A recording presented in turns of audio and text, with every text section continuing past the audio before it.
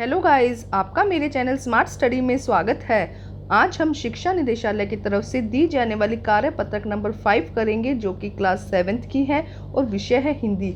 ये वर्कशीट 4 अगस्त 2021 की है।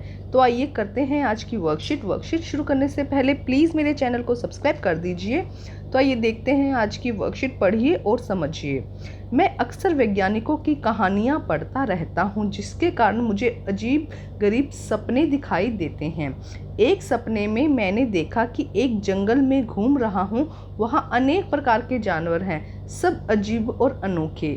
देखा कि मछलियाँ आकाश में उड़ रही हैं, नदी बंदर में और 2 लड़के तैर रहे हैं, शेर मज़े से घास चर रहा है। ये सब देखकर मैं ज़ोर ज़ोर से चिल्लाने लगा। तभी मेरे भाई ने मुझे हिलाया और मेरा सपना टूट गया। देखो क्या कहा जा रहा है कि जो लेखक है, जिसने ये लिखा है, वो कहता है कि मैंने एक दिन सपना देखा। मैंने कहानियाँ पढ़ता रहता हूँ तो अलग अजीब अजीब से सपने आए कि जंगल में घूम रहा हूँ, मछलियाँ आकाश में उड़ रही है, नदी में बंदर तैर रहे हैं, शेर घास खा रहा है। तो देखो सब कुछ कितना अलग सा है यहाँ पे। इस अनुच्छेद में कई ऐसे शब्द हैं जिसके एक पदार्थ या प्राणी का बोध होता है, जैसे कि सपना, जंगल, नदी, शेर। देखो सपना एक वचन, जंगल, नदी, शेर, और इन्हें हम एक वचन कहते हैं। मतलब जिसमें एक चीज़ होती है उसे हम एक वचन कहते हैं। कई शब्द ऐसे होते हैं जिसमें एक से अधिक प्राणियों या वस्तुओं का बोध होता है, जैसे कहानियाँ, सपने, मछलियाँ, लड़के।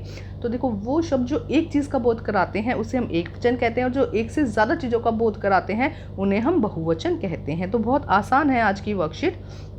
तो आइए देखते हैं क्या लिखा गया है। अतः शब्द के जिस रूप से उसकी संख्या का बोध होता है उसे वचन कहते हैं। तो वचन किसे कहा जाता है? शब्द का वह रूप जिससे संख्या का बोध होता है कि उसमें कितने नंबर्स हैं, तो उसे हम वचन कहते हैं। वचन सामान्यतः 2 प्रकार के होते हैं, एक वचन और बहुवचन। तो आइए देखते हैं किस तरह इनका प्रयोग किया जाता है। वाक्यों में एक का बोध होता है एक वचन में, और बहुवचन में एक से अधिक का बोध होता है, तब हम उसे बहुवचन कहते हैं। जैसे कि गायिका गाना गा रही हैं, गायिकाएं गाना गा रही हैं, मछली तैर रही है, मछलियाँ तैर रही है, बच्चा रो रहा है, बच्चे रो रहे हैं, लड़की पढ़ रही है, लड़कियां पढ़ रही है, रोटी लाओ, रोटियां लाओ।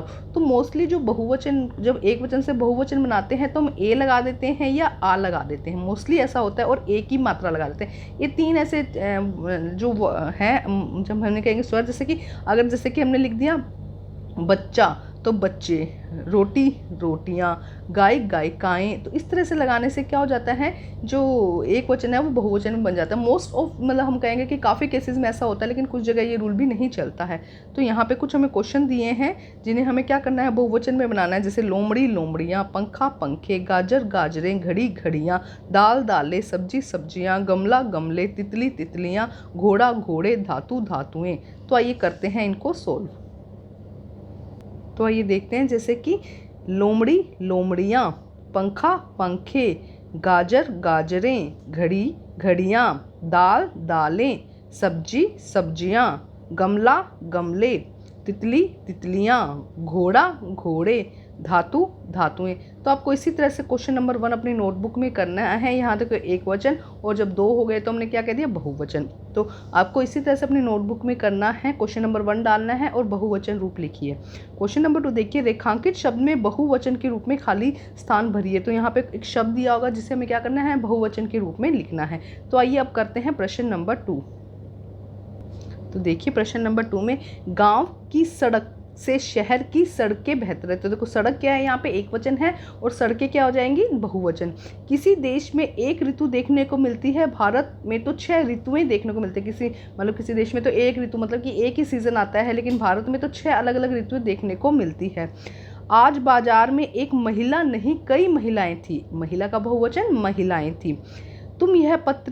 तुम्हें यह पत्रिका चाहिए तो दुकान पर जाओ, वहाँ बहुत सारी पत्रिकाएं हैं। तो देखो पत्रिका का बहुवचन पत्रिकाएं हैं।